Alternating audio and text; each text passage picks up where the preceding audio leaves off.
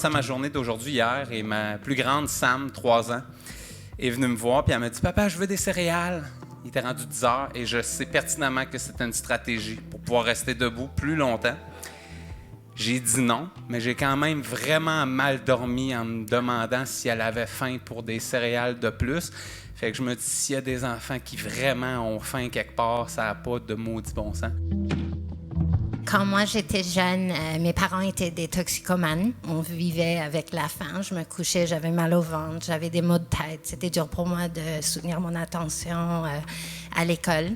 Et j'avais 8 ans et demi la première fois que j'ai fait le fil d'attente pour recevoir des paniers. C'était tout un changement de vie d'avoir accès à cette nourriture, de pouvoir bien manger, de ne pas toujours me promener avec ce sentiment de désespoir et me sentir mal. Ça m'a permis d'avoir tellement de confiance en moi, de savoir qu'il y avait des organisations qui existaient pour nous aider, pour nous aider à dépasser les limites. Je suis qui je suis en raison de l'aide que j'ai reçue et c'est transformant.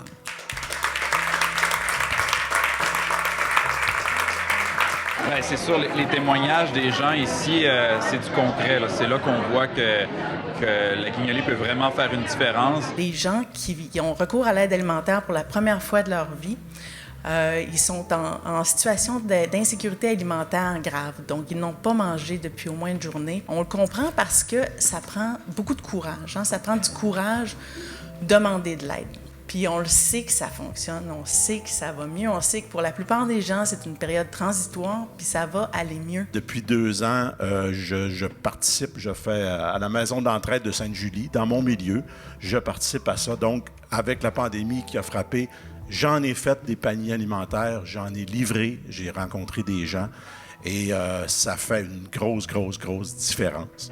J'ai vu aussi dans l'œil de ces gens-là ce que ça faisait d'être gâtés, d'avoir quelque chose, de sentir qu'on les aide. Puis n'oubliez pas une chose, c'est qu'après les fêtes, il y a encore 365 jours avant les prochaines fêtes. On a besoin tout le temps de cette aide-là.